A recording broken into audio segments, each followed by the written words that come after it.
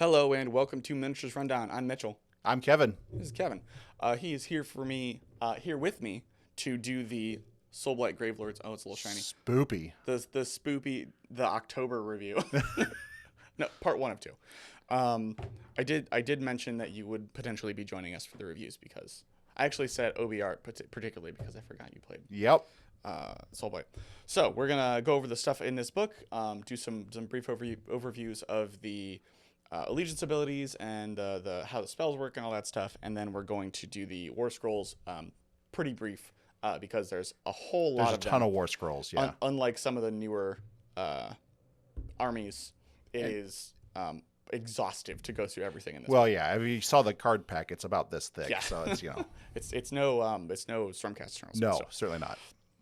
All right, so some changes. The first thing we have for Allegiance abilities is the Endless Legions, which is the after a unit has died, you can have a chance to revive it. Right. It used to be on a 5-up. Correct. And you got +1 to that roll for each unit that you had killed. Each unit that died in the previous turn. Yeah, yes. in the previous turn. Was it only at the end of your turn? It was at the end of both morale phases where it procced. Yes. Okay. And now it's just a 4-up. Yep. 4-up flat. And the cool thing is you can now reanimate heroes. Yes, there are some heroes that have the summonable keyword. Yeah. So all of the skeletons, which we'll get into in a bit, and then I was told there was one more. Kritza. Kritza. Why Kritza? Because that's his whole fluff is that he comes back after he's killed. He turns into a bunch of rats and scurries away and comes back later. The rat thing makes sense. Yeah. So yeah, that is just a more reliable, super nice ability. You can reanimate heroes now, which is awesome. And that is the main difference there. The Unquiet Dead is pretty much the same. Yeah, mostly. Yeah. It's you put out your grave sites. Yep. And then you can put your guys in deep strike. Correct. Yes. One for every one you have on the field. Yeah. Yeah. And then you can basically bring them up near your grave site. And the grave sites also contribute to how many guys are brought back through resurrection, right, as well. Which is leads into the next line. Yes. Which is Deathly Invocation.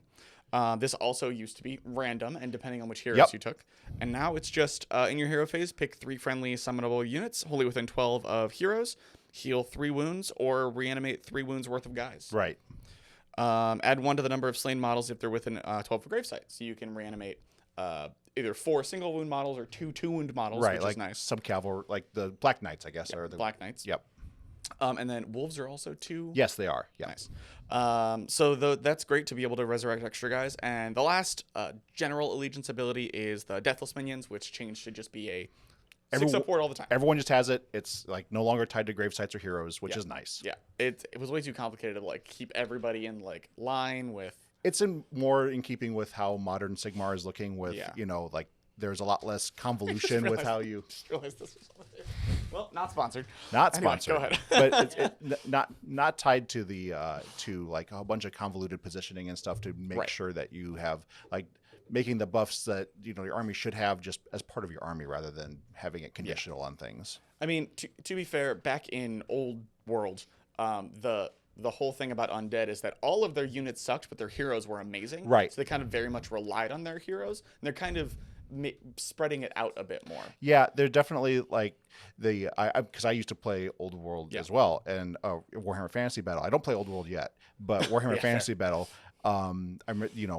Zombies were all weapon skill 1 and strength 2, and skeletons were weapon skill 2, and that was a really big deal. Yeah, because you had 70 of them. Right, but of course, if your general ever died, then your army would start to crumble. Yeah, and that was so they've kind of with the previous tome tried to keep up with that type of theme of your vampires are integral to your forces working in that type of thing. Right.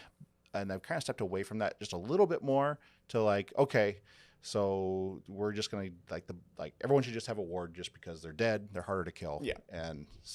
And there are actually ways to edit this. There are a few things, particularly in Vyrkos, that says that you can give them a 5-up ward, which is very good. Yeah. But before we get to those, we'll do the spell lores. Yes. I have been noticing a pattern of the spell lores going down to 3 spells, 3 good spells rather than 6 spells that are varying degrees of good. Right, 1 okay spell and then 5 that are bad. Yeah. They also changed because previously there was if you roll a 9+, a natural 9+, you got to do the spell twice. Right. They all have something like that, but it's not just do it twice. It's not just do it twice. Yes. So the first spell is Soul Pike. Yes. Casting value 6, range 24. Pick an enemy unit within range until your next hero phase. If that unit makes a charge move, roll a number of dice equal to the charge roll. On a 4-up, they suffer one more wound. Inverted impact hits. Yeah. You get a Stonehorn hit on something that charges you, which is very interesting. Yeah.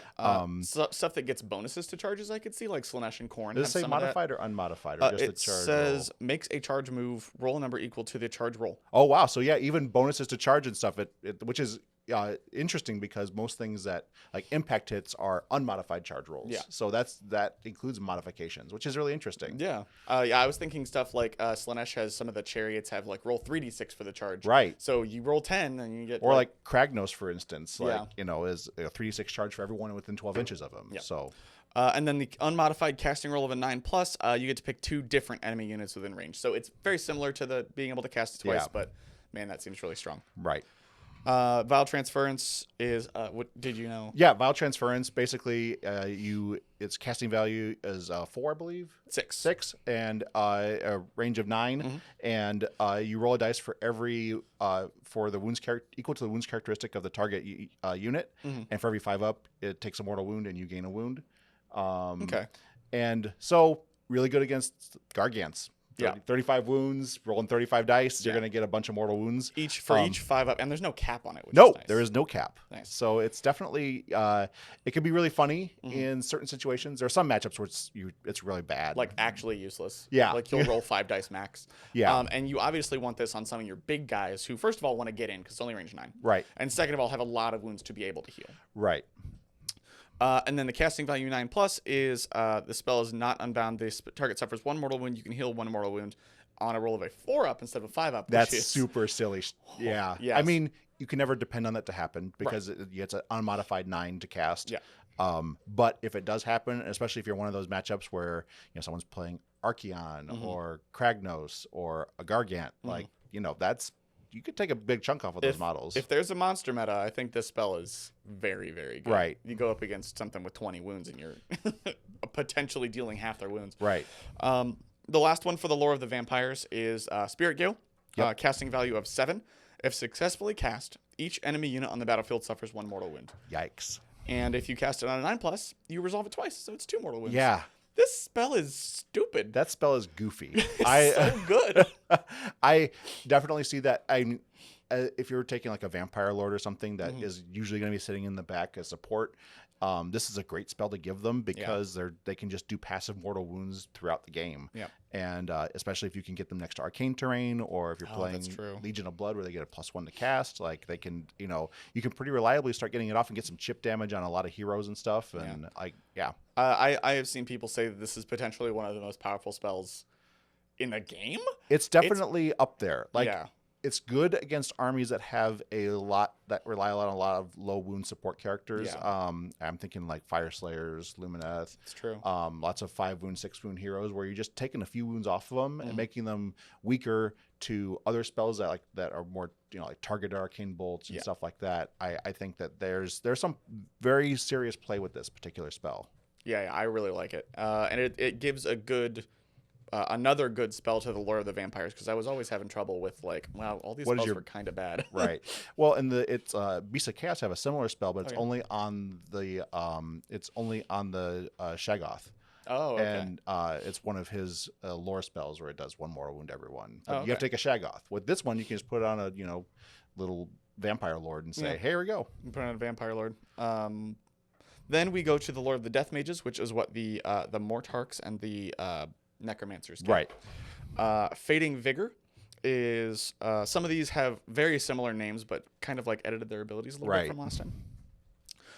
Casting value of 6, range of 18. If successfully cast, pick an enemy unit within range, subtract 1 to the attacks characteristic of that unit's melee weapons until your next hero phase. So that's obviously I've said this before and I'll say it again. +1 attack is one of the best buffs that you can get. Absolutely. So -1 attack is a huge debuff. Yeah. I mean, it is because a lot of good line troops have 2 attacks at least. Elite infantry, especially. Yeah, like thinking Stormcast or Fire Slayers or even like a lot of Horde units have more than 1 attack. Yeah, or can get more than 1 attack. Correct. So I mean, this is just like this could be a massive debuff against things, or even things that have a lot of attack profiles, for instance. Oh, that's true. So I'm thinking like lots of Beast of Chaos stuff. Like a Chimera has 7 different attack profiles. So seriously, like, it's got one for each head, and then its claws and its tail. Oh my God. Like that's dumb.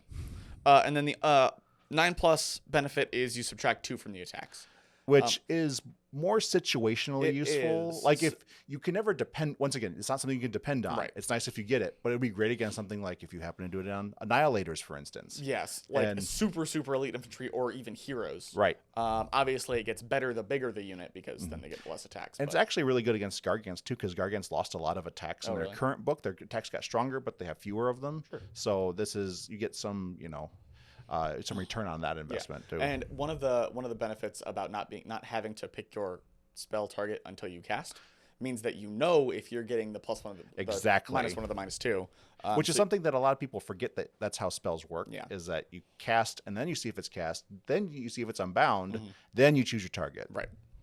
All right. The next is Prison of Grief. Spellcast value of a 6, has a range of 12. If successfully cast, pick an enemy unit within range. Until your next hero phase, the Strike Last effect applies to that opponent. That's very good. That is very good. Yep. Strike First and Strike Last are some of the strongest things you can do. And then the 9+ is a unit within 24 instead of 12. Right. That one, I feel like it's definitely a weaker buff version of that spell, because you're probably casting it with an intention of a target. So maybe like that would give you an opportunity to pick something that you didn't expect to be able to pick, that would be better, a better choice. But I feel like that's really a corner case scenario with that one. Yeah, so that one, I feel like the 9+, you're right, is a bit weaker than it could be, but the first part is like very, very strong. Yeah. So it kind of balances out, I think. And the last one is Waste Away, which I believe is entirely new. Yes. But I think it's a mix of some of the other ones. Cast on a 6, range of 18. Until your next hero phase, subtract 1 from the wound rolls from attacks made with melee weapons by that unit, and subtract 1 from the damage characteristic from weapons of that unit to a minimum of 1. Yeah. Again, super strong. -1 damage is also a huge debuff, and -1 to wound rolls. And then its 9+ is similar to the first one, which is you get to pick 2 different units, which is also really good. Which is a huge deal. So you kind of you can position yourself to potentially benefit from both. Yeah. And then obviously you probably have one target in mind when you're casting this spell. Yeah. But yeah, it's really good. Like all these lore spells have really good uses. Again, we did the Slanesh review, and it was very similar, where it was like each one got 3 spells, and they were all usable. Right.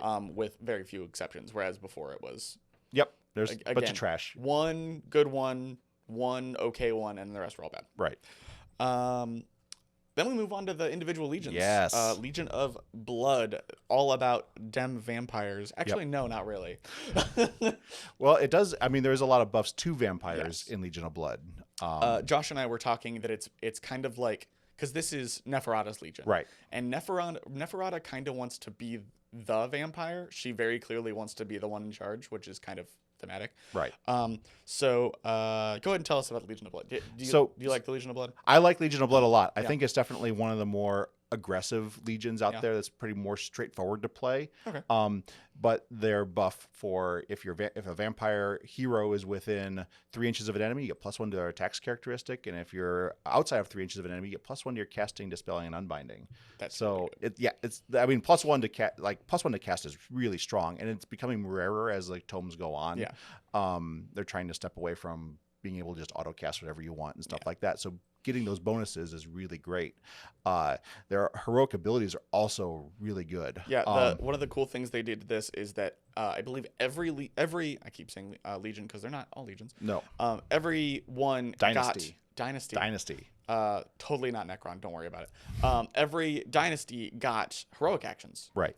Which is, I think, pretty unique. Or monstrous rampage is one of the two. Or both. Or both, yeah. Because I think everyone got at least 1 heroic action, and then I think 2 of them got. Avengorii has 2 rampages. Oh, 2 rampages. Yeah. Oh, okay. And then so they have their heroic action of premeditated bloodshed. Pick a friendly vampire hero until the Pick a friendly vampire hero until the end of this turn. Ward rolls cannot be made for wounds or mortal wounds made by attacks by this hero. Like, I mean, turning off mortal wounds? I think that's good. The obvious... Or sorry, turning off ward saves. Yeah, the obvious choice is like a Vampire Lord on Zombie Dragon. Yeah. Like, it gets... First of all, that unit got some interesting buffs this time around. And it gets a lot of attacks. And, I mean, a Vampire Lord on a Zombie Dragon can relatively reliably put Gotrek down. Wow. With being able to ignore wards. That's crazy. Because he has, what, a 3-up ward or something? Yeah. 3-up ward. Some of the stuff that's coming out with, like, 4-up wards, cut right through them. And, I mean, Vampire on Zombie Dragon was already one of the best things in the book. Right. And so, it certainly hasn't lost its place in Yeah. the armies that have them, especially if it gets +1 attack from Bloodthirsty. Well, yeah. I mean, and that's, because that applies to the mount as well as really? Yes, it does. Oh, that's gross. Yes. Okay. And the second one is pick a Legion of Blood vampire hero until the end of the turn. Your opponents must spend 2 command points instead of 1 to issue all-out defense and inspiring presence while within 12 inches of that hero. So good. Manipulating your opponent's command points, actually manipulating any command points, is just fantastic. Yeah. Because it just puts you that much further ahead than your opponent. Right. So being able to go, I mean, if you want all-out defense, you got to pay all your command points. Sorry, man.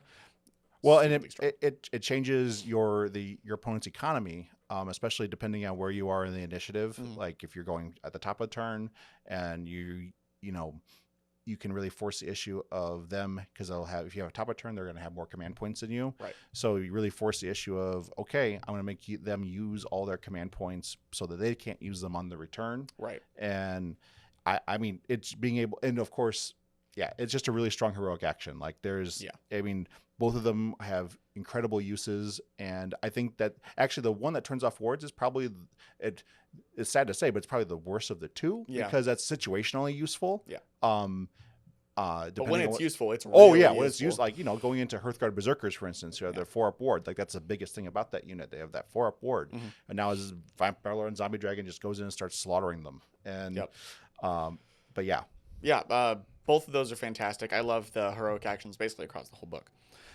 We have command traits. The first one is Tailored Downfall. After deployment, but before the first battle round begins, pick an enemy hero on the battlefield. The strike last effect applies to that unit while within 3 inches of the general. That one's fine. It's okay. Like there was some similar stuff in the Slanesh review that we did, and they're like having to go 1-on-1 or else it doesn't do anything is a little rough. It depends on the matchup. Like that's such a matchup dependent. Like there are some armies that like, okay, like I'm thinking like Lumineth. Like okay, if you're in combat with their heroes, you're probably gonna win that combat anyway. So it really doesn't matter. It's like either a win more or like you might not even get there. That's the way that I kind of look at that. Next is Game Hunter. After deployment, but before the first battle round begins, you can pick an enemy monster that's not a hero. Attack's characteristic of that unit's melee weapons is 1 while within 3 inches of this general. Once again, basically the same thing. It's good, but it's so situational. Yeah. And I feel like, and it doesn't like, where you'd want it to work is against monster heroes, and it doesn't. And it specifically does not work against them. Like I always bring up Kragnos because he kicked my butt so many times. But like this would be great against Kragnos. 1 attack across the board? Nope. Doesn't work. Nope. Strike last would be good against him, but still. After deployment, but before the first battle round begins, you can pick D3 enemy units that are not heroes or monsters. Attacks made with melee weapons that target that unit score a hit on a unmodified hit roll of a 2+ if they're within 3 inches of the general. That is probably the most useful of the Legion of Blood traits. Yes, which is a little sad because they're all okay having to get your general in a specific place. Right. This kind of leads back to the like your heroes are very, very good. Right. Always hitting on a 2+ is never a bad thing. You definitely it definitely encourages you to coordinate your charges, like bringing your general in at the same time that you bring in a unit of Graveguard, for instance. Like changing Graveguard to hit on 2s is such a big jump in their ability, or especially with the great weapons because they hit on 4s. Yeah, just like a free double all-out attack. Go for it. Right.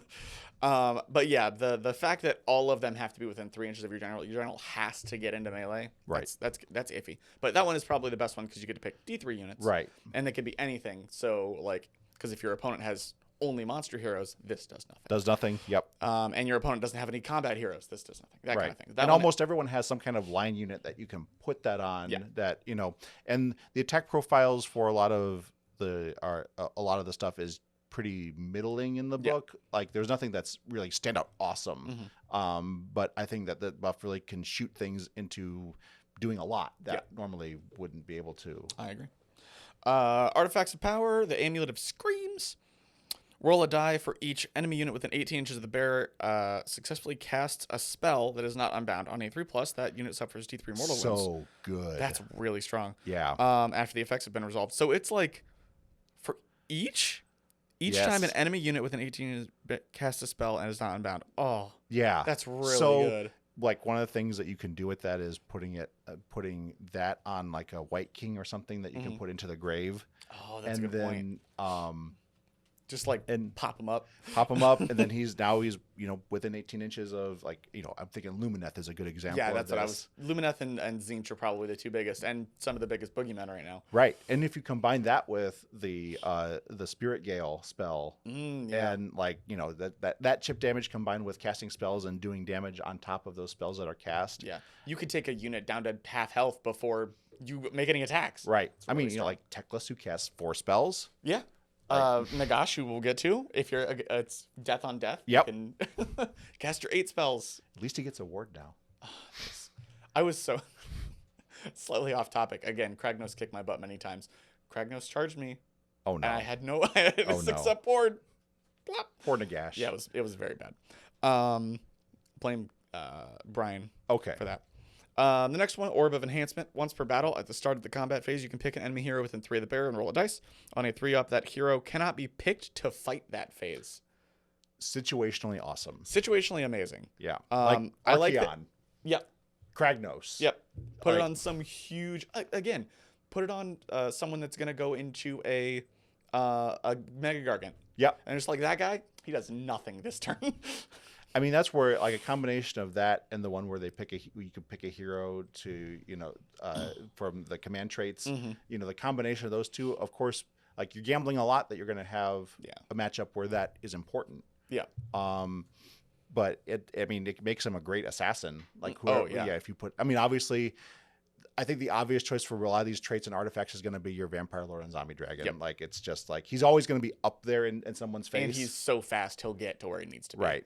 I think Legion of Blood's very cool. My favorite part is probably the heroic actions for this one. But don't forget the Cloak of Mists and Shadows. I almost forgot the Cloak of Mists and Shadows. Ignore modifiers, positive and negative, to save rolls for attacks to target the bearer. So they get ethereal. Yeah. That one is pretty strong. That one's very strong. Positive and negative, but you put it on something with a 3-up save, and it's just. Yep, it's just gonna tank. That's great. Again, I don't know what the save is on a Vampire Lord. 3+. Oh, yeah, there you go. Like I said, he's an obvious choice for most of these traits and artifacts. And it turns out the Legion of Blood really wants the Vampire Lord on Zombie Dragon. Yep. Next is Legion of Night. Yep. So Manfred's Legion. This one was previously my favorite, and I think they have some really cool stuff that still makes this my favorite. Once per turn during the enemy charge phase, after an enemy unit finishes a charge move, you can pick a friendly Legion of Night unit within 12 of that unit, more than 3 inches from all enemies, and make a charge. So you get to charge in your opponent's charge phase. This is ridiculously good. It's so good. And we'll get to Manfred later. We might talk about it. We might not. That he also has a counter charge. Yes. So he can do it on top of that. Right. Oh, he got the reverse of what he had before, basically. Yeah, where he could teleport out. Now he just gets to you. Right. They have the heroic action of Swift Form. Pick a vampire hero with more than 3 inches from all enemy units. Remove that hero from the battlefield. Set it up on the battlefield more than 9 inches from all enemy units. Just teleport, which is super handy, especially in the current General's Handbook, where you often have to get characters onto objectives in order to score points. Yep. Movement is everything. Yep. That one's very, very strong. And I like that it's not a roll. It's not like on a 3+, you teleport. It's just boop, you do it. Yep. Get out. Pick one enemy unit within 6 inches of the unit. Oh, sorry, this is a monster strength page. Yes. The first one we're looking at. Pick a enemy unit within 6 inches of the unit that made a charge move this phase. Roll 2d6. Add 3 if that enemy unit is within half inch of this unit, so in melee. Yep. If the roll is greater than the unmodified charge roll for that charge move, this unit can attack with its pestilential breath or death shriek, so it's ranged attack. Yep. In this phase, and must target that enemy unit. So basically, it's kind of sort of a It's another Unleash Hell. It's another Unleash Hell, but it's on a monstrous rampage? Yes. Interesting. So what it does is it does a couple cool things where you can unleash hell when in a situation, unleash hell in a situation where you would normally not be able to unleash hell. Yeah. Because it's like, say you're already engaged in combat and something else charges in, you could use this monster's rampage on that. It doesn't say that you have to be out of melee with anything else. Yeah, because it would be at the end of the charge phase. So it is, you have a chance to fail it. Right, because you have to roll, and if you the chance to succeed is greater if they're within 3 inches. Yeah. Yeah. So that one does seem pretty good. The fact of being able, I mean, this army does not have very many ranged attacks, so Unleash Hell doesn't happen very often. The fact that you have it without having to spend a command point is very nice. Yeah, that's good, and you can also do it on top of Unleash Hell during the charge phase. That's true. So, like Mitchell said, there's not a whole lot of range attacks, but the ones that are there are really good. Yeah. The Terrorgeist Scream is still very good in most situations, and the Dragon Breath got improved quite a bit from its last iteration. Yeah, I remember that one not being too great. It was okay. Yeah. It had some weird rules that interact, but the breath is better now, and this just plays into that once again. And you can use it in a situation where you normally wouldn't be able to unleash hell, which is really handy. That is very good. Then we go on to the command traits. Above suspicion is during deployment. Instead of setting up this general on the battlefield, you can place them to one side and say they are set up in ambush as a reserve unit. If you do so at the end of your movement phase, you set this general up on the battlefield more than 9 inches away from all enemy units. They had something similar to this before. So they had the Legion of Night used to be everyone could ambush. That was always an option. And then there was the command trait to bring them in anywhere. Instead of on the battlefield edge. Yeah. So again, like a early game deep strike, You're right. movement is everything. Super strong. That one is because the Mortarks all have the Supreme Command or whatever. That they also count as a general. Right. So you can put this on like a Vampire Lord on Zombie Dragon. Once again, he's just begging for enhancements. Turns out he's real good. Yeah. Next is the Bait. While this general's on the battlefield, add 1 to save rolls and ward rolls for attacks that target friendly Legion of Night summonable units in the first battle round. That's really good. They also had that as a base Legion trait last They did, time. yes. But it was only save rolls. It wasn't ward rolls for the previous. Yeah, you're right. Yep. So +1 to save and ward rolls. That's actually pretty stronger. Wards in addition to going to a 5-up ward basically army wide if your general's on the board is really strong. I really like it. Yep. Models in friendly Legion of Night summonable units count as 2 models instead of 1 for purposes of contesting objectives while they're wholly within 12 of this general. That's always good. Yeah. Like the Age of Sigmar's version of OBSEC, sure. Yep. I'll do it. And it's kind of what they're going for 10th edition. It is, yes. So they used to have a lot of the bait was put all your skeletons on the board and they're harder to kill, and then you come in with all of your hard hitters, and they do that still to an extent. Well, that's where the Legion trait for being able to countercharge is. That's kind of has replaced that. Yeah, and it's a lot less like sneaky shenanigan-y, but it is definitely still I still feel like it's in character for Legion of Night and Manfred. They are the sneaky ones. Yeah. The artifacts of power, the first one is similar to one from the Legion of Blood. Ignore negative modifiers to save rolls for attacks from missile weapons that target the bearer. So, I think in a meta right now where, Kharadron are definitely heading to the top of the meta, if not already there, depending on when you watch this. I think that is, being able, once again, Vampire Lord and Zombie Dragon, but being able to go to a 2-up save that's unmodifiable. Just ignore negatives. Yes. That's really strong. Just go all out defense. Yep. How about that? Next is the Cat Chiropteran. Chiroprateran. Chiroprateran. Yeah. Is the chiropractor's cloak? Yeah, it's a chiropractor's cloak. Chiropractor's cloak? Chiropractor's cloak. If the unmodified hit roll for an attack made with a melee weapon that targets the bearer is 1, the attacking unit suffers 1 mortal wound after all attacks have been resolved. It's okay. It's fine. I think there are matchups where that could be really, really great. It works against. It's obviously better against stuff that has a lot of attacks. It would be great into Bone Reapers actually, which we'll talk about at some point later. Yeah. But it's one of those things where, and it's one of those situations where it's kind of can be rules finicky too, because in how damages works in Age of Sigmar, you roll all of your attacks and then you resolve all of your attacks before you assign any damage. Mm. So what this can mean is that a model could be dead because it already suffered enough damage, but you have to keep resolving attacks against it to, That's a good point. Yeah. But yeah, that is funny. It's not my favorite, but it is interesting. It's okay. And last is Morbeg's Claw. This one's really good. Which is, they did have something similar to this before. Yes. In your hero phase, if the bear is more than 3 inches from all enemy units, you can say it will carve the sigils into the ground using Morbeg's Claw.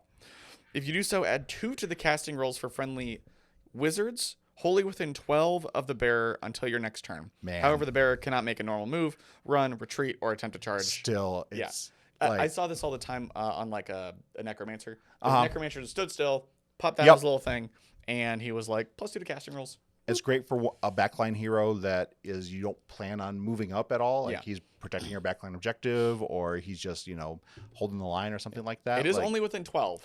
yeah, but it is but still that's a very bigger bubble than you think it is. That's true. Especially Especially on a Vampire Lord on Zombie Dragon. well, he probably wouldn't take this No, one. he would not, because then he couldn't move. But I mean, 12 inches from is a 24-inch diameter bubble. That's true. So I could see this on one of the. I mean, I don't know if they're necessarily good, but the big chariot things, the one with the vampires on it, and the one with the necromancer on it. the Coven Throne. Yeah, the and, Coven Throne. Yeah, and the Bloodseeker Pelican. Yeah, I could see that being on one of those. That would be a big aura from that. Yeah, Yeah, that'd be that pretty could huge. work. Yeah.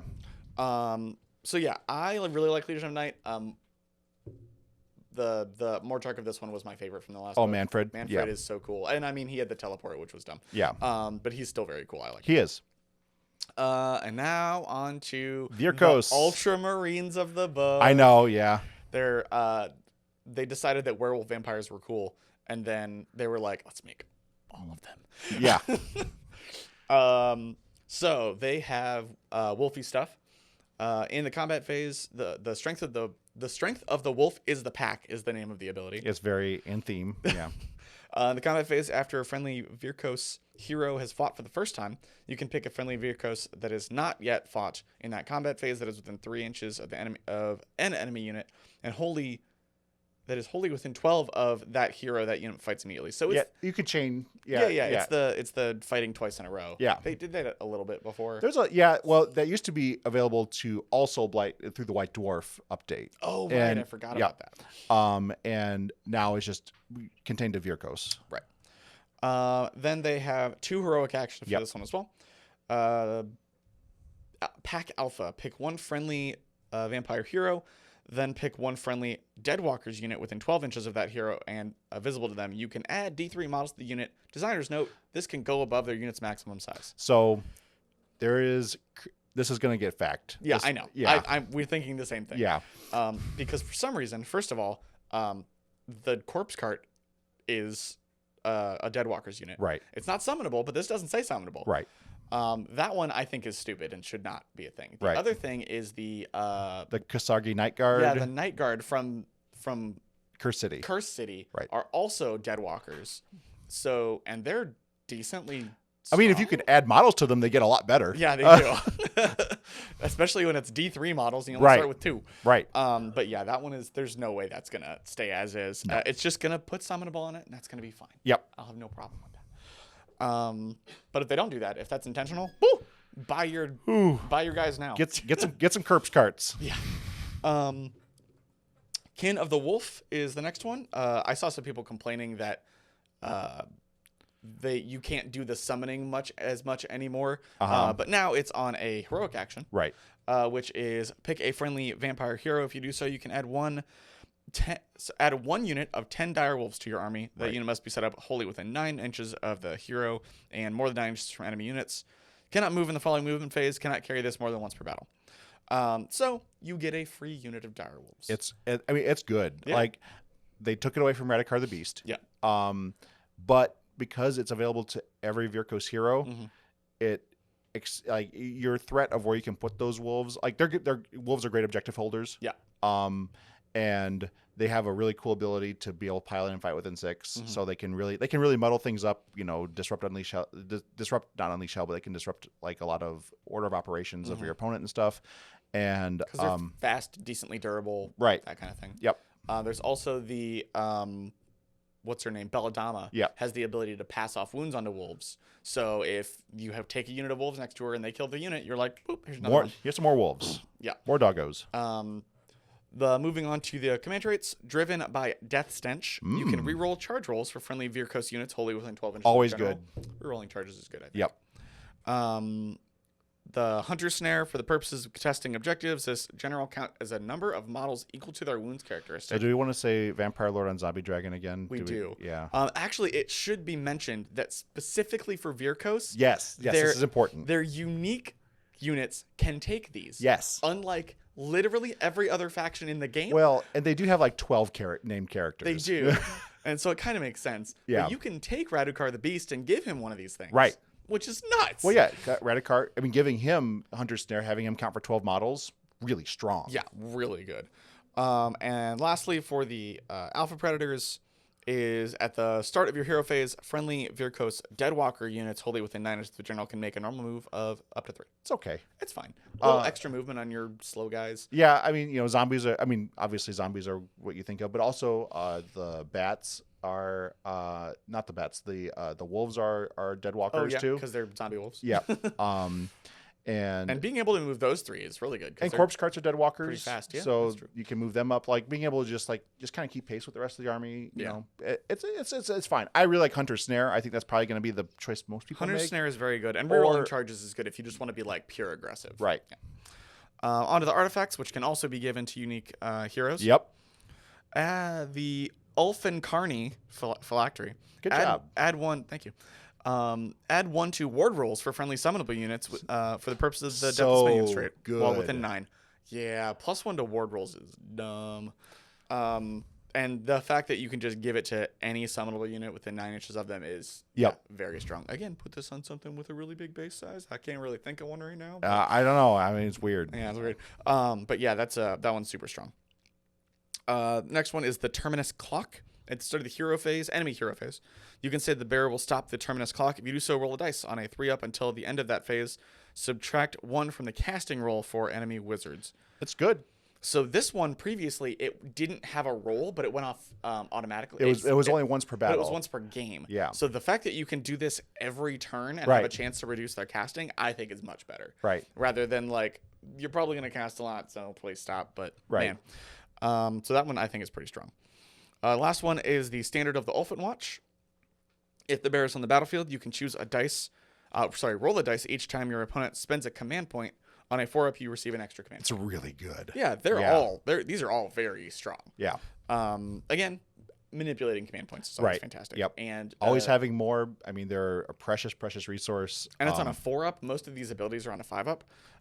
So that one is super strong. And again, in the your opponent might have more command points than you. You can kind of like swap that around to be onto you. So yeah, I think Vyrkos, I made fun of it when I turned the page, but very strong. I think so too. I think super powerful. Yep.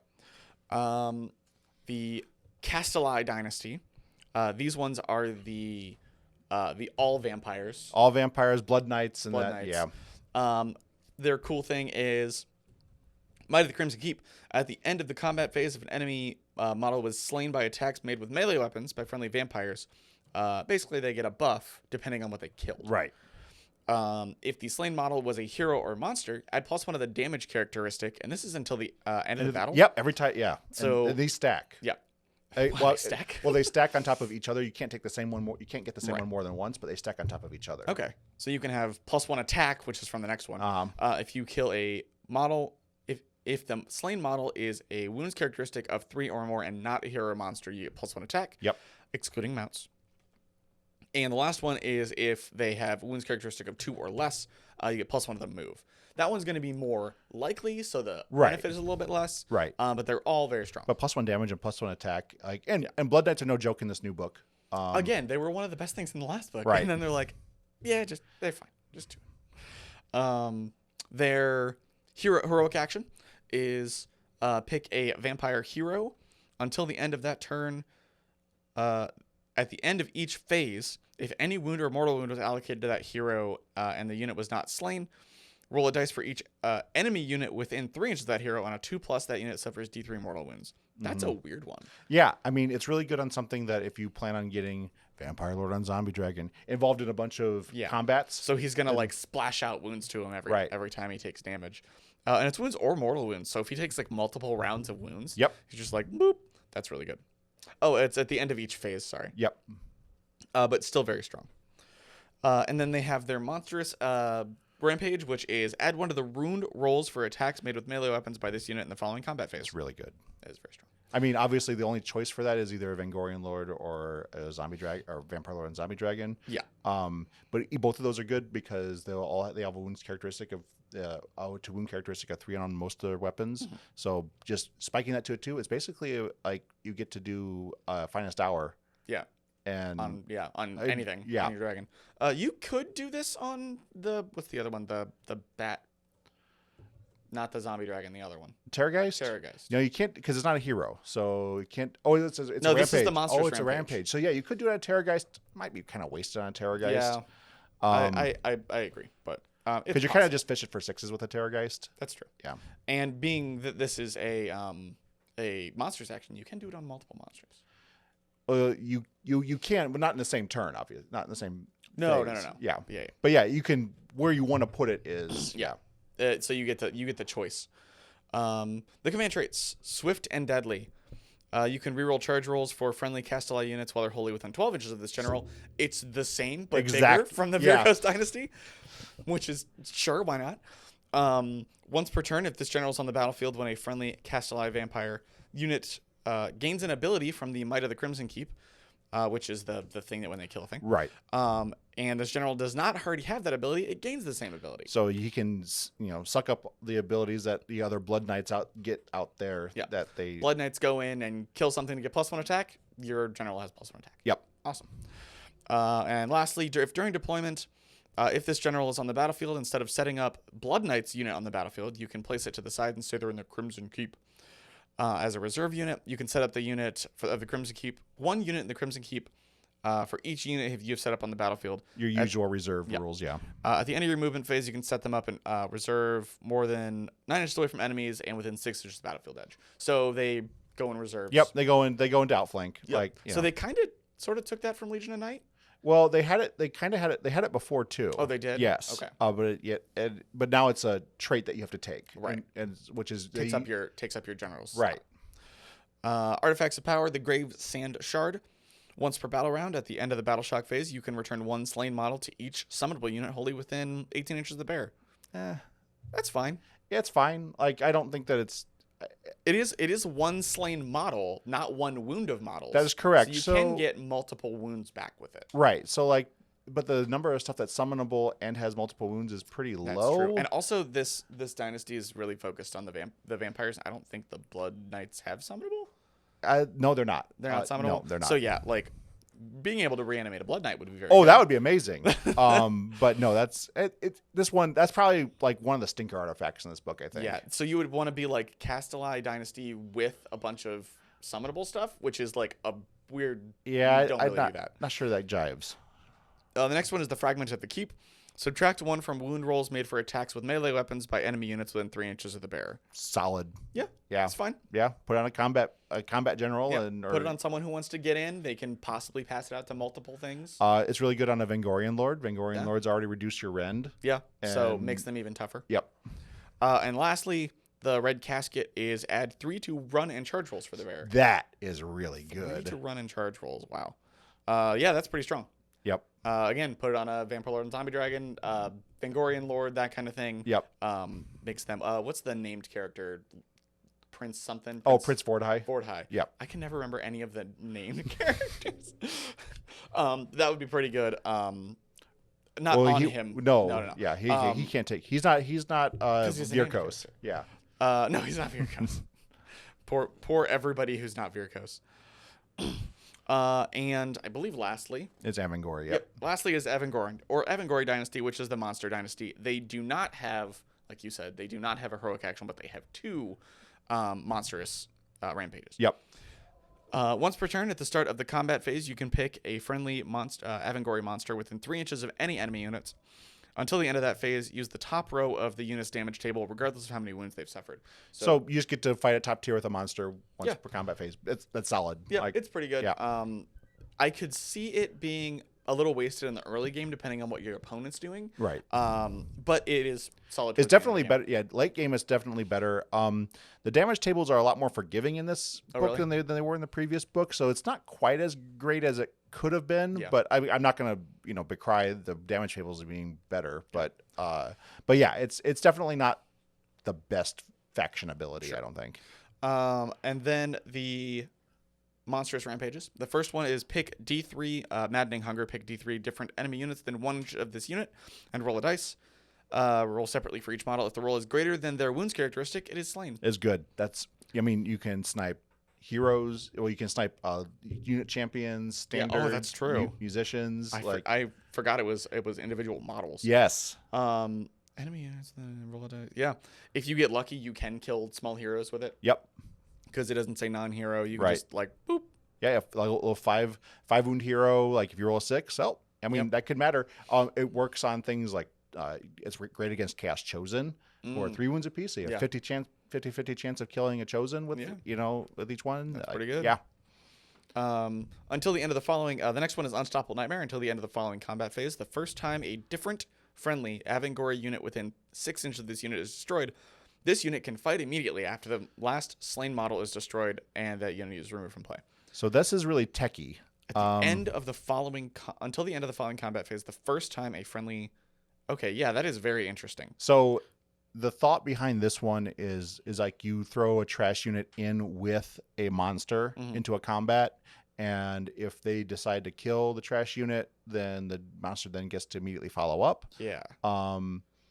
So I'm not sure I like that one all that much. I think it's a very situational. Well, this especially because you have to call it in the charge phase. Right. So you have to go. You're telegraphing what you're doing. Yeah, I'm going to go, here's the thing that if you mess up, I get to take it. Might mess with your opponent's order of operations. That's or true. Change what their target is, especially if it's a monster that's going to fight at top tier because of the allegiance ability. Like there could be some play there. I think it's really I think it's really techie. I'm not sure it's going to work well all the time. It's probably why they have 2. Yeah, there's one that's really good, and then there's one that's like it might come up every few games. Right. On the command traits, subtract 1. The monstrous might is subtract 1 from wound rolls for attacks made with melee weapons that target friendly Avengorii monsters within 12 inches of the general. Good. Yeah, very strong. And it doesn't say non-characters, so you can put this on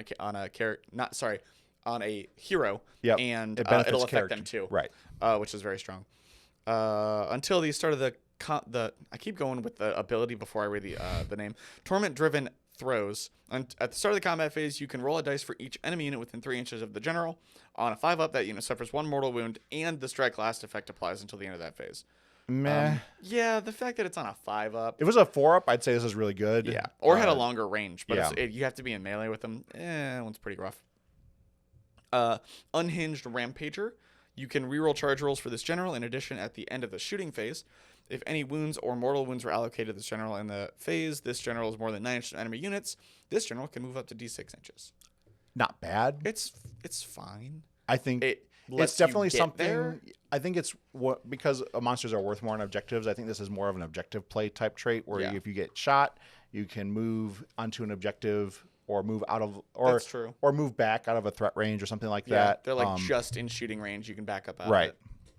I think it's really techie. Yeah. I don't. It's weird that they're doing the monster stompy faction and making them very difficult and techie. Yeah. But onto the artifacts. Breath of the Void Maw. Once per battle at the start of the combat phase, you can pick an enemy unit within 6 inches of the bearer invisible to them. Roll a dice. On a 2-up, the unit suffers a number of mortal wounds equal to the roll. It's okay. Yeah. I mean, I don't like artifacts like that just because it's like once per game, you have a chance to not do anything, and you have a chance to do some mortal wounds. I just think it's just kind of it doesn't have any kind of persistent effect. I think it's kind of just overall wasted. Yeah, I agree. Not a huge one. Gorvar's Collar. Once per battle at the start of the combat phase, you can say the bearer will don Gorvar's Collar, just on their belt the whole time. I guess so. Yeah. If you do so, the strike first effect applies to the bearer until the end of that phase. So that can be really good. That could be very strong. Yeah. Especially with the amount of hitting power that some of the monsters have in this book. All of these are once per battle, which is a little iffy, but The Furious Crown. Once per battle at the start of the charge phase, you can say that the bearer will unleash the Fury of the Crown. Ooh. If you do so after the bearer makes a charge move in that phase, you can pick an enemy unit within 1 inch of the bearer, roll a number of dice equal to the charge roll for the charge move on each 4-up, suffers a mortal wound. So it gets Stonehorde charge. Yeah. Like, once per battle. Yeah, that's that good. one's fine. Yeah. Not terrible. I kind of wish it was every time it charged. Yeah, not a once per battle. Not a once per game. I wish so on an too. Artifact. I mean, I guess that's what you have the Tusk Helm for from the GHB. That's true. You can't put it on a monster, You obviously. can't put it on a monster. You can put it on. But you could put it on like a Vampire Lord or something like that, Yeah. which has the same effect, I guess. Sure. But I'm and I've said and I've told you before that I think Avengorii is probably the weakest of the dynasties. Yeah.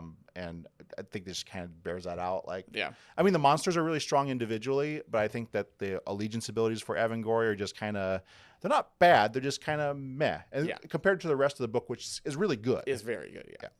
Yeah. I agree. They're not terrible. They're not bad, but they're it could be better. And Path to Glory. We're just gonna jump over all this Path to Glory stuff. Oh, that's more Path to Glory stuff. We don't want any of that. So then we get to the wars. So then Grand Strats and Battle Tactics. Overall, like, they have good Grand Strats. Yeah. And their Battle Tactics are great. There's a lot of summonable stuff. Complete tactic, 2 inch, 2 other vampires, the Hunger ability. Yeah, sure. I mean, the one I really want to point to as far as Grand Strats are concerned is the one where you have to control grave sites. Yeah. And that's because that's one you have direct control over where those things are on the board. Right, because can you still put them anywhere as long as they're not in your opponent's deployment? You can put 2 anywhere on the board and 2 in your own territory. So you can just have the 2 in your own territory. Yeah. And be like, fine. I think the other two have to be outside your territory, but not. Yeah, I know. But you could like, you could really like. Of course, you would lose a lot of flexibility from having grave sites out there in your opponent's territory by clumping them together. Mm-hmm. But Grand Strat is 3 points. There's 25 points on the board during the game. So it's nice to be able to again have direct control over you gaining the points. I discussed this a little bit with Josh in the Slanesh review that a lot of their battle tactics and grand strategies were like roll 3 9+ on charges, and it's like, what if I just don't? Right. It's like I don't want to leave my points up to random chance. Right. But it looks like a lot of these are decent for that. Yeah. It's stuff that you would want to do during the game anyway. Yeah. I talked about that during the Caradron review. Is like any battle tactics that reward stuff that you just want to be doing during the game, always good. Yeah, and stuff that make rely on your opponent doing anything particular, usually pretty bad. Right. So keep that in mind, kids at home. Okay, so now we've gotten on to the meat of the book. Yes, the Warscrolls, again, and they've got a ton of them. They have a ton of Warscrolls. So I'm going to hand this book to you. Yes. And we could just go over them at your leisure. All right.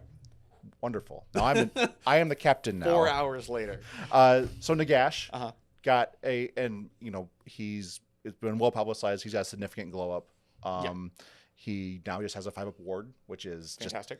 I mean, the poor guy just didn't have a regular ward before. It was only his ward. He had his summonable, deathless minion save. Yeah. No, he didn't even have that. They took that away in the Night Haunt book. What? Yeah. He did not have a proper ward before. That's ridiculous. Yeah. I cheated against Brian then because I came with 6-up ward. But now he has a 5-up ward, and the 5-up ward extends to everything that's wholly within 12 of him. So that's strong. So that's really good. I mean, he's still ridiculously expensive. Yes, 965 points. He gets his +3 to cast and unbind and dispel is no longer tied to the damage table. Oh, that's nice. So he always gets that. His Invocation of Nagash is tied to the damage table, so it starts at 24, which is most of the board. So being able to, but you can, it affects everything that's within the Invocation of Nagash range. It's not pick 3 or pick 8. So it's everything that's within Invocation of Nagash, which makes sense. He's the god of the undead. Yeah. So he's literally the god of death. He could probably. He can no longer cast Arcane Bolt an unlimited number of times, which is probably a good thing. That's fine. He didn't need to be like that. Was kind of like, in my opinion, a lazy approach to make him playable. Yeah. It was like, how are we gonna let him cast 8 spells? Just let him do this. Yeah. I'm gonna machine gun you down. But any faction that he's a part of, he can cast 8 spells at his top tier. Yeah. and he'll get to use basically each lore spell once, and then he gets his own spell, and he gets he has 2 signature spells. He has Hand of Dust and Soul Stealer. Hand of Dust hasn't changed. It's still a Carnival game, which irritates the hell out of me. Just make it a 50-50 roll. Yeah, just make it a 4-up. Why is it not a 4-up? Yeah, I read that when I saw the Warscroll, and I was like, guys, this is like the only Age of Sigmar 1.0 thing you have left. They just refuse to let go of this this one my beard is longer than yours thing, and but you know what? It's the same as a 50-50. It's just weird and dumb. You have to mind game your opponent. Have a dice in both hands, and well, if they do that, you have to at least make your opponent show both hands in that case, because then that would. It's stupid. I hate it. As much as I love this bony boy, I hate it. But his damage table got a lot more forgiving. None of his attack profiles are tied to the damage table anymore. That's nice. And he is no longer forced to hit on anything. Damage. Okay. Yeah. So Alakanash is no longer is 3s and 3s now at Ren 3 with D6 damage. That's strong. 4 attacks, very good. Range 3, which is actually could be really useful. Standing behind some skeletons poking right. with this. Zevef Neftar is 4 attacks, 3s and 3s. It used to be 4s and 3s, I think. Okay. Ren 2, 3 flat damage now rather than D3 damage. So he has some damage potential. Yeah, he doesn't have a lot of attacks. You definitely, to get the most out of him, you definitely want to put him in melee. Yeah. He went up to 18 wounds, so he's a little bit more durable now. He was 16 before? Yes. So you always want to put Mystic Shield on him, almost certainly. And then of course, he can all out defense, finest hour, all that stuff. So you definitely want to kind of get him in melee. You don't want to. The problem with Nagash is the same as it was before. He does not stand up in melee to things that want to be in melee with Nagash. Right. He's not immune to instant death. So I didn't even think about that. So Archeon with the Slayer of Kings can still one-shot him. Yep. And a few other instant death things can still one-shot him. So that's very disappointing on an army that's literally half of your model. That's literally half your army. Yeah. So, but going back now, moving on to Manfred, he lost his ability to jump out of combat. Yep. Which is fine. That was dumb. It was. It was really fun, but it was dumb. Instead, he gets to countercharge. Yeah. Which is hilarious. Yep. Great. So with all the Motarchs, their mounts got better. Their Eben Claws are no longer tied to the damage table. Well, the attacks, the number of attacks are, but they're flat 2 damage at Ren 2 now. Okay. And he gets some. He's more or less the same as he was. He ignores the first wound. But yeah, if he kills something, he gets to add 1 to attacks with Legion of Night summonable units. Yeah, which he did similar before. Yes. But he has to kill something first with his sword, specifically with his sword. Gastvar or whatever. Yeah, Geistvar.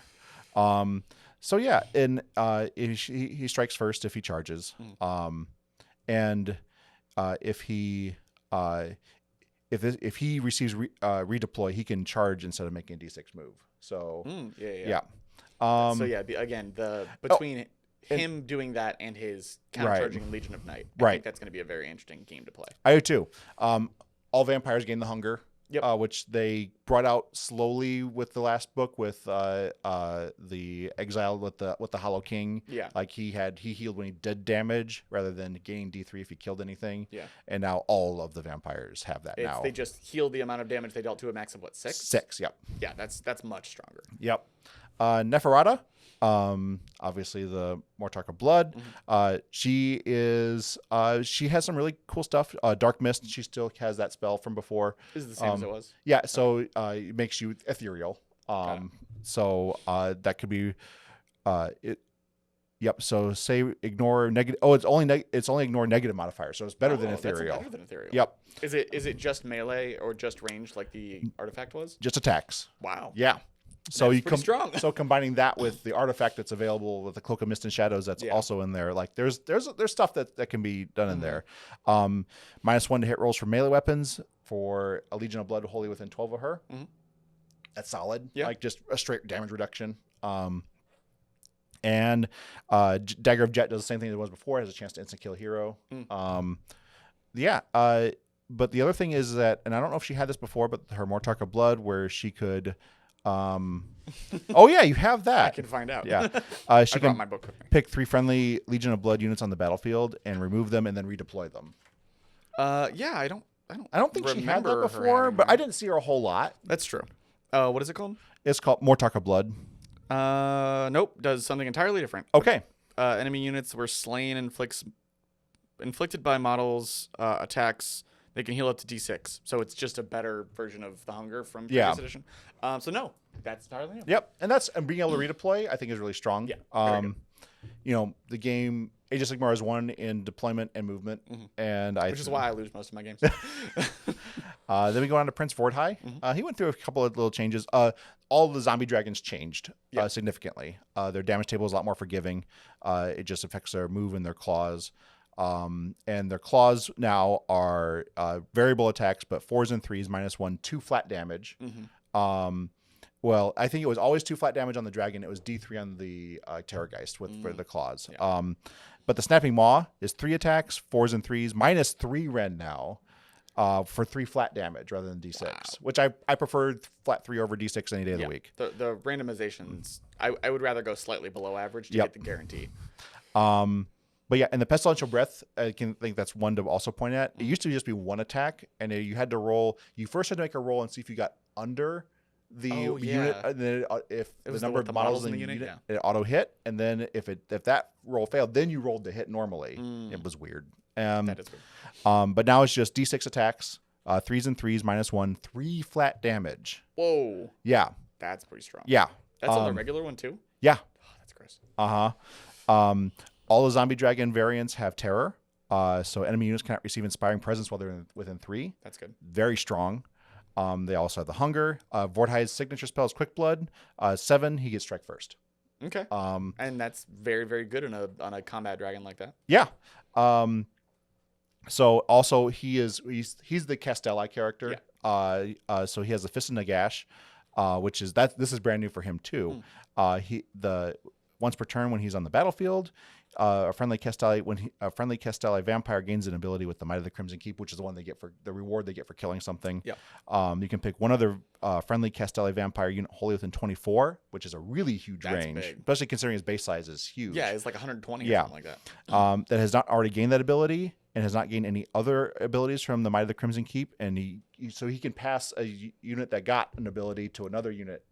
Wow. So I mean, and he's about 30 more points than a regular Vampire Lord and Zombie Dragon at the current moment. Really so strong. Yeah, I mean, if you're playing him in Kastelai, obviously this is kind of wasted. You used to take him outside of Kastelai because he had just a general buff that he could give to anybody. But now that this buff is more centered in Kastelai, you'll probably just take him in Kastelai. And just take a regular Zombie Dragon elsewhere. Yeah. So the Vengorian Lord and Lokavai. So the Vengorian Lords all got serious buffs. Yeah. Their Lokavai's rapier went to 2 rend and 2 flat damage, which it was always 2 flat damage. But the claws are the big thing that changed on both the Vengorian Lord and Lokavai. Yeah. They went to 3s and 2s rather than being 4s and 3s, that's a straight buff. Yeah, much better. -2, 3 flat damage. It used to be D6. 3 flat damage. Yep. And the Impaling Tail is the same. It's crappy. Yeah. But yeah, both of them have an ability that they can give the Hunger to a friendly monster. Yep. So that's really good on if you're taking a generic Terrorgeist or generic Zombie Dragon. But yeah, and they still kept the Aura of Entropy, so -1 to rend. -1 to rend is really strong. Well, especially on a model that has a 3-up save. That functionally makes them a 2-up save in a lot of situations. But can also all out defense then? Yes. So potentially even better? Yeah, absolutely. So I think, and the Vengorian Lords are still fast. They're move 12. Yeah. She lost the ability. They lost the ability to go crazy and be able to run and charge. Yeah. But not receive or issue commands, which I think is fine. Yeah, it's fine. They move 12. They don't need to be able. Running and charging isn't that strong on them anyway. No. Radikar and his 2 forms, Radikar the Wolf, Radikar the Beast. You can't include one if you can include the other, which makes sense. So they both have the ability that when they charge, summonable units wholly within 12 of them get +1 to their attacks. Yeah, so fantastic. Really good with Graveguard, specifically Graveguard. But what about the zombies? So I mean, if you have a corpse cart with them, that can be really great on zombies too. The Radikar the Beast specifically, his supernatural reflexes got way better. Yeah. He subtract 1 from hit rolls and wound rolls that target him. And it's not just melee; it's shooting as well. Wow, that is way better. Yeah. But he cannot retreat now. Yeah, I saw that. So he has the beast will out. So that's interesting. He can still run in charge. His I think his move went down. It used to be 10. I think it was down. Is down to 8 now. Yeah, I think you're right. I think it went down. But regardless, he can still run in charge, which is handy. I did just see him while I was in here. Oh, I saw Belladama. Redcar the Beast. No, he was 8. He was 8? No, Okay. he didn't even go down. All right. Redcar the Wolf actually went up 1 movement. Nice. He's 5 and now 6. Now he's 6, yeah. Iva Volga is a new character. She is interesting. So she's a monster hunter. That's her fluff. Yeah. If any monsters are within 3 inches of her, all their attacks characteristics go down to 1. Yeah, that's really good.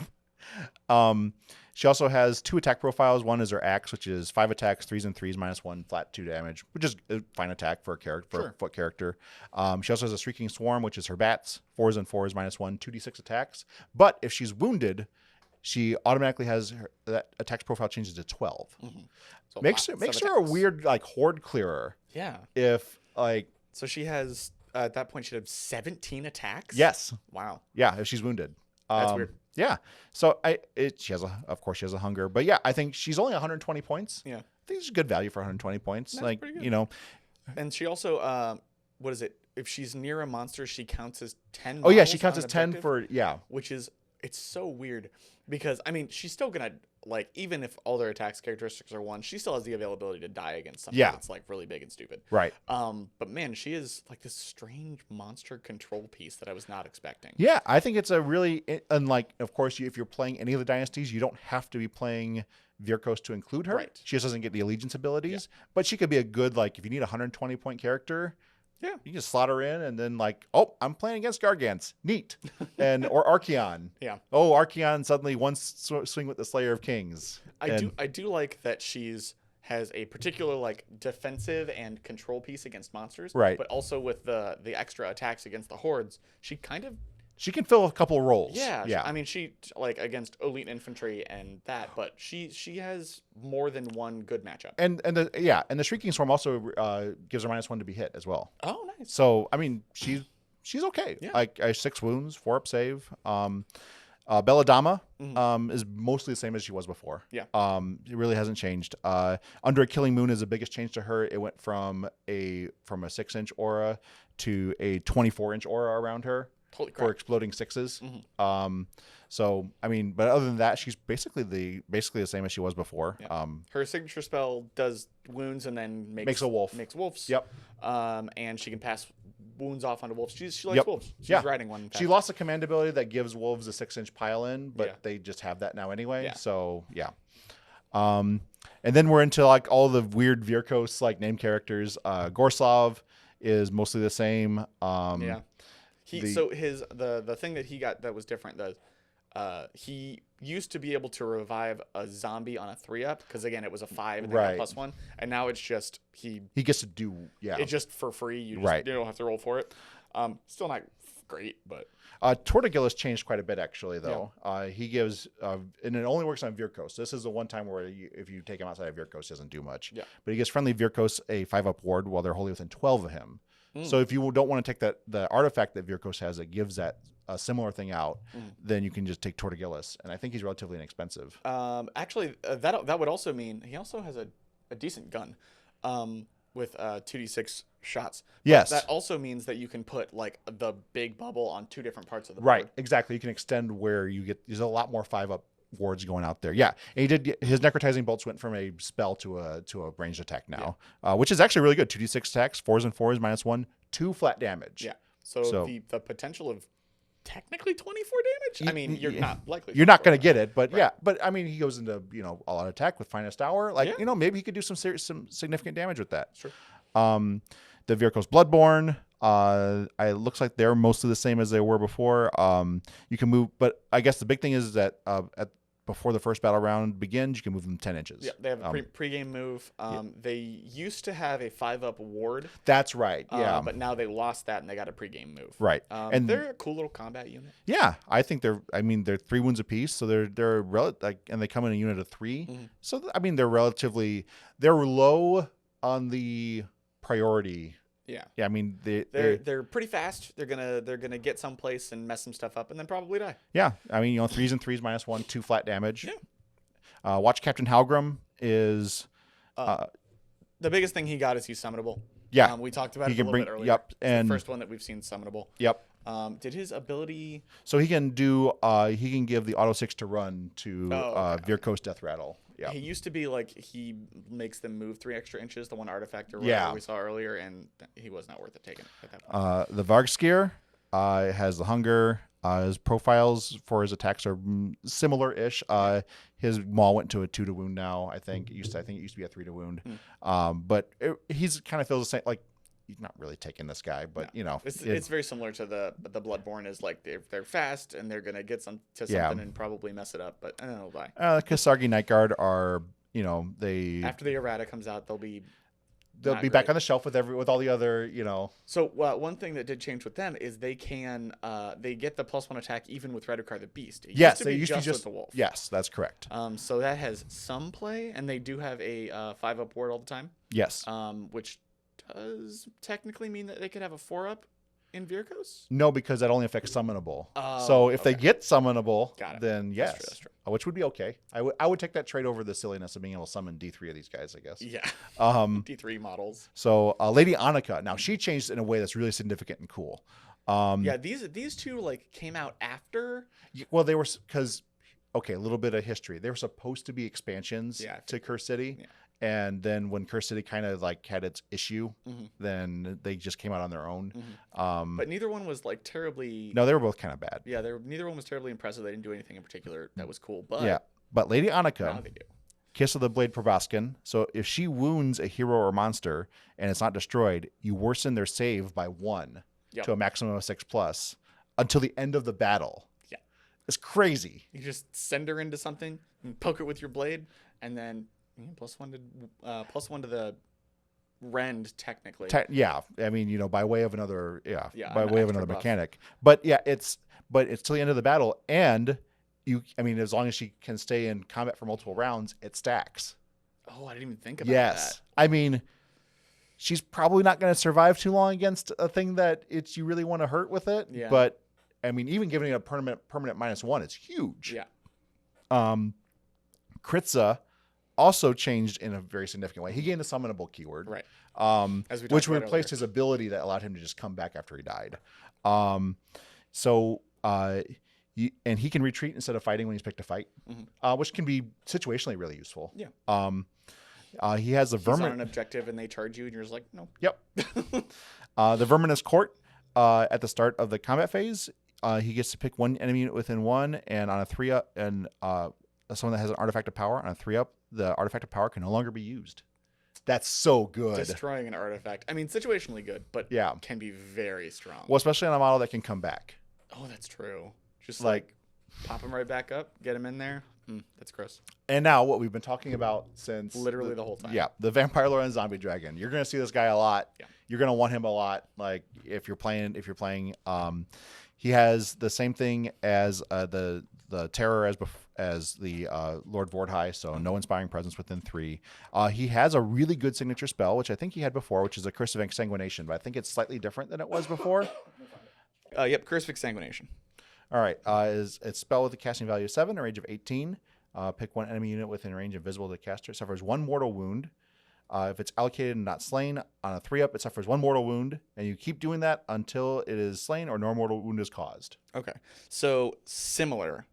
It was on a 4-up for the roll, and it was cast value of 6. Okay, so it was slightly easier to cast, but the extra wounds were harder to get off. So it's a good spell. Yeah. Especially if you're playing Legion of Blood, where you get a +1 to cast, and he's not engaged. Like I think that could be. I mean, depending on what you use it on, like because it's one of the model dies that it's not. So it's not good against a horde unit, but against like a hero or something like that. Could snipe out a hero or something like that. Yeah. I think that's really cool. And then the dragon's the exact same as Prince Vordhai. So Kato, the Hollow King. I really like this guy. He did some really cool stuff with the getting the extra movement, well, like being able to pick what he wants to do that turn Yes. is really strong. Is he linked to a particular dynasty? No, he is specifically Oh. not. Yes. So you could put him in Legion of Blood. He does, but he cannot gain a subfaction keyword. Okay, That's his okay. one thing because That was what I was thinking. he doesn't like being a vampire, so he doesn't want to be associated with Oh, anything. poor baby. Yeah, I know. So he's Blade. Yeah, basically. I was gonna say he could get +2 to his casting rolls, If but only. no. But that's.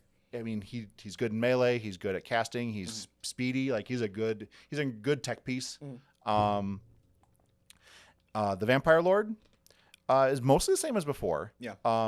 The big thing that changed with the Vampire Lord is that the Crimson Feast have the Crimson Feast ability, which used to be a command. Right. So you don't have to spend a command point for this anymore. You just get to pick a unit wholly within a summonable unit wholly within 12. You give them +1 to their attacks characteristic. Which is a Vampire Lord made it into every single list that I played before. Right. Just for that command Yep. ability. Being able to give Graveguard +1 attack. Oh, so good. Blood Knights, we talked about them briefly when we talked about Kastelai. Yep. They changed a little bit. They no longer have their ability to fall back and charge, Mm-hmm. but they now do a 2+ whenever they move. They can move over things that have a wounds characteristic of 3 or less. Okay. And on a 2+ they do D3 mortal wounds. So what's cool about that is you can charge, just like move over, move back, and then D3 mortal wounds, and then pile in, move over, move through, and then D3 mortal wounds. Oh, it's on every move. Yes. So that's similar to the Doom Wheel in Skaven. Yep. Is every single move they do is mortal wounds. Yep. That's great. So yeah, the Riders of Ruin changed quite a bit. If they charge, they get +2. They get +1 to their damage, Yeah. and they're Ren 2 now on their Templar weapons, which is very strong. Yeah. What's their base? Oh, their base damage is 1, so Yeah. it goes up to 2. Yeah. So I mean, you want them charging. Yeah. But they get a fair amount of attacks, 3 attacks, 3s and 3s -2. The Castellan gets an extra attack. The Vargeis, they gain the hunger, which is kind of okay on a 4-wound model. Like It's not bad. Yeah. I mean, I'm not gonna say no to it. They get to deep strike. Yep. They did gain that. Yes. And they're also Battle Line and Legion of Night. No, they're battle. I think they're battle in Legion of Night and in Avengorii. Oh, both. Yes. Oh, okay. Which Avengorii is a monster faction, so it makes sense that Vargas are part of that. Like, then we have the Warcry Warband, the Esker and Trueblades. They're the same as they were when the Warscroll was released. Yeah, they're all the Warcry stuff is fine. Yeah, and then we get to the Pelicans, all the thrones, and these are good luck finding these models. Oh, really? Yeah, these are really hard to find. Because they're old Warhammer Fantasy Battle models, and I don't know if they've gotten repackaged yet. When I started playing the 9th Age, one of my friends had one on a square base, and I was like, I did not know this model was that old. Yep, these are old models. Yeah.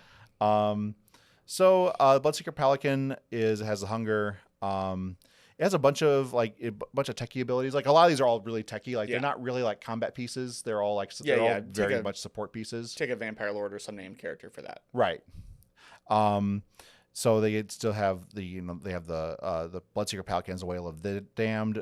So does the Mortis Engine, and the Mortis Engine, it can collect souls and then release them all to do a bunch of damage. That one's the once per game, right? Yes, that's the Reliquary ability. So you can like basically move up and do, because it's not like roll a number of dice, blah blah blah. It's just like 6 mortals if you have enough charges on it. Right, and the Mortis Engine is actually a little bit more interesting than it was before because it has the Nexus of Death energy. So if something is affected by Deathly Invocation, it's D3 + 3 wounds allocated instead of 3. Oh. So and then +1 with the Gravesight. Yeah. So you could get a lot more guys back by having the Mortis Engine around. That is a nice little like the reanimation is much better on that. The problem, of course, with all these is that there are 12 wounds on a 4-up save that you can't protect. Yeah. So they're vulnerable to shooting. And especially the Mortis Engine, because it doesn't have the hunger, it can't regain wounds.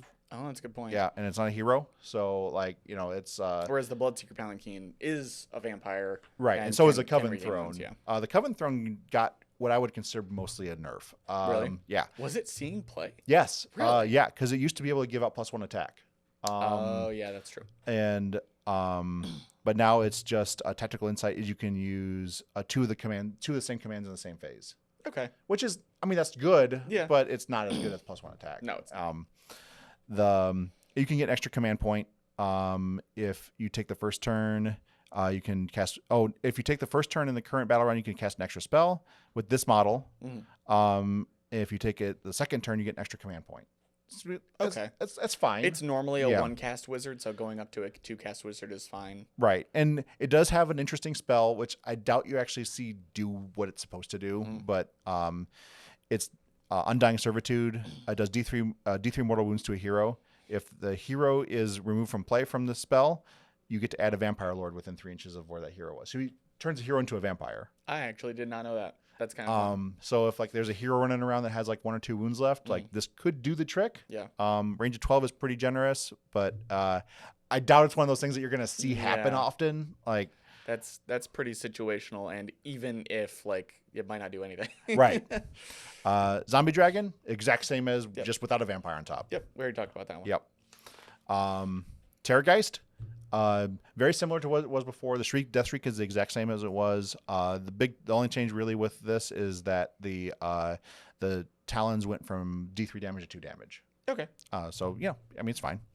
The White King. So making these generals makes the White King or the White King on Skeletal Seed makes your graveyard battle line. Yeah. Which is a good thing. Yeah. Fantastic. And the White King is mostly the same. He gives exploding sixes to a unit of Death Rattle. So that once again, great on Graveguard. The White King on Skeletal Steed is probably the most interesting of the White King variants. Yeah. Because his Lord of Trampling Bones ability gives reroll a charge to Black Knights wholly within 12 of him. And he, instead of a 5-up for their impact hits, it goes to a 4-up, and we're going to get to Black Knights in just a second here. Which this is what makes him really strong. Otherwise, he's a fine melee character. Like he's not bad, he's not great. Like most heroes in the game. Yeah. You know. Then we're right here, Black Knights. So Black Knights, they can't fight their way out of a wet paper bag. Correct. But they have an impact that is Deathly Charge. When they make a charge move, you pick an enemy unit within 1. If you do so, roll 2 dice for each model in this unit. 2 dice? Yes. Oh. So, for instance, in Legion of Night, their battle line. So you can double reinforce them to up to 15. For each 5-up, the target suffers 1 mortal wound. Okay. So in Legion of Night, say you have the perfect trifecta of Legion of Night, Black Knights, and White King on Skeletal Steed.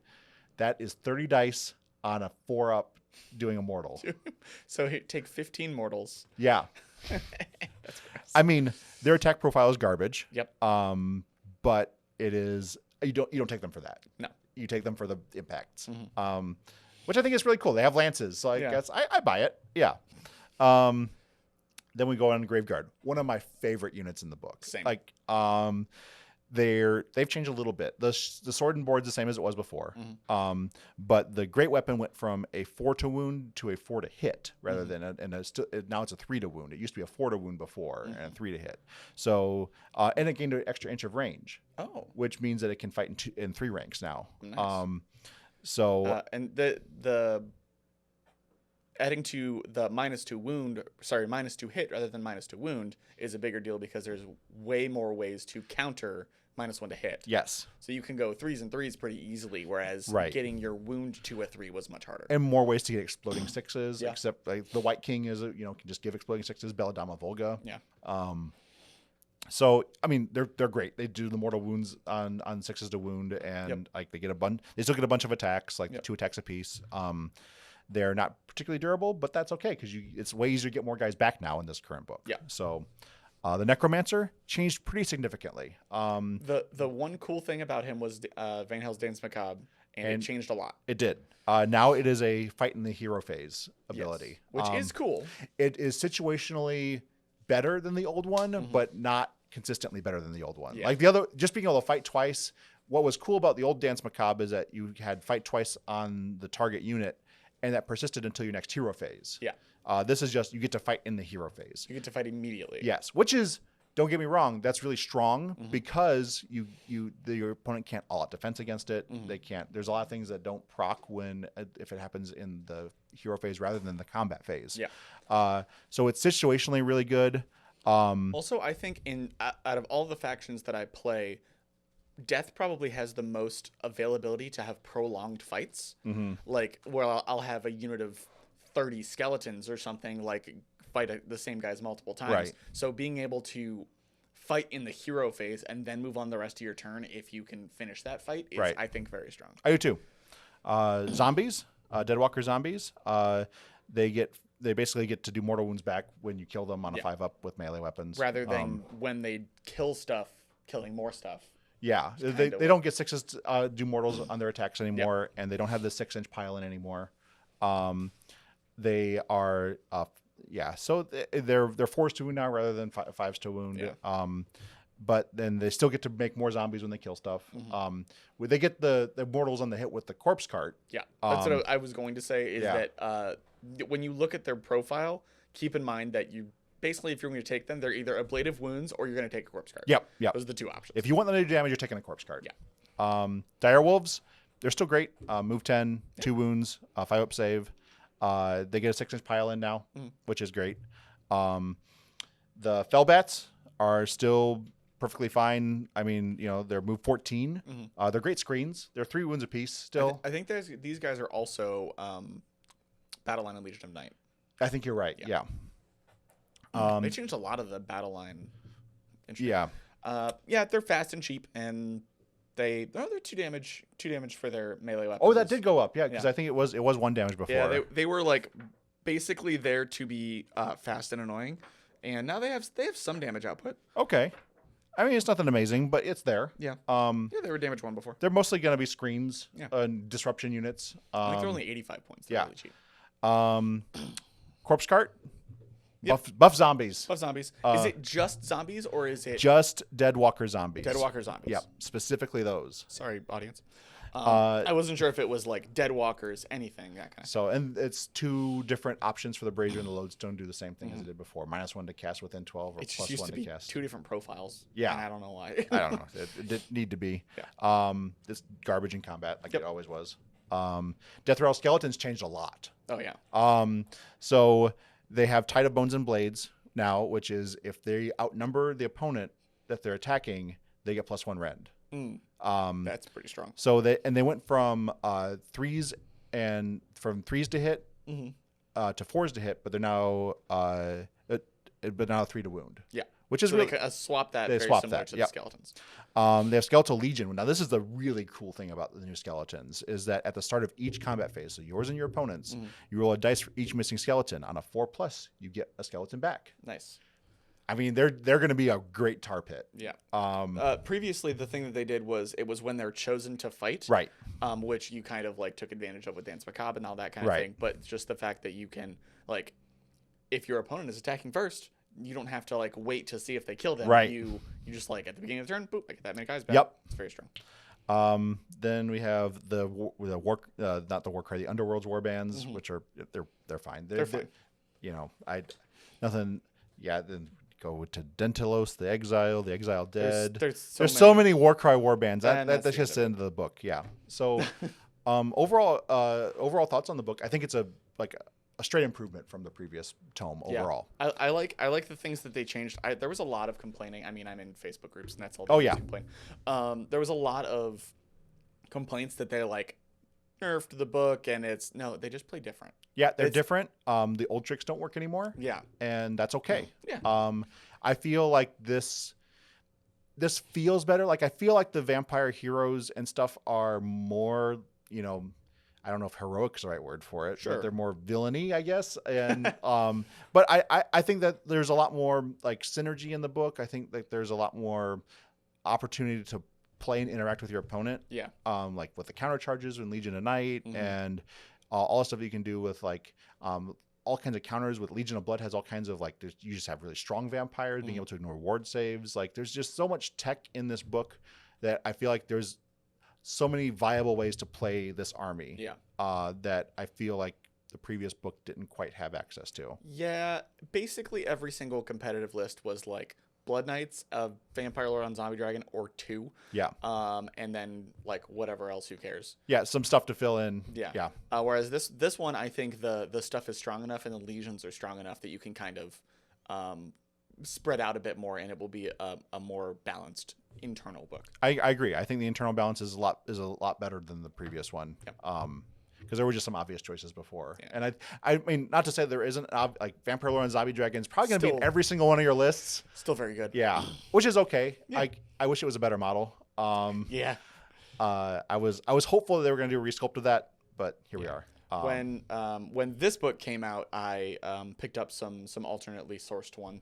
What is it? Zombies and Laser Dragons. Oh, that one's a very good spec. yeah. I like that one. I am actually thinking of doing another one with the Stormdrake Guard. Oh, nice. And, yeah. I actually what's his name? In Stormcast Eternals, the Scarred. Oh yeah, named character? Kazrai. Kazrai the Scarred. Yeah. I thought about doing him as the named. That would be a cool. I've seen a That would couple be people very do cool. that before. Like they do a lot of modeling to like make him look rotted and stuff. Yeah, that would be so dope. But I mean, he's triple the price of the actual vampire dragon. I mean, you have to really want that. Yeah, you gotta want it. But I think that could look really If cool. you're playing Avengorii Dynasty, that's your centerpiece model. Yep. Get it. Anyway, this book looks great. I am very excited to pick it up. Thank you for Vanna Whiting it. I appreciate that. And thanks for coming on. Hey, no problem. And we're going to talk about OBR at some point in the near future, and I will have very little to say about that because That's okay. I've never played OBR. I've never played against OBR, so you're going to be talking the whole time. That's okay. I can do that. Again, another 4 hour. Yep. Well, till next time. Bye. See you guys.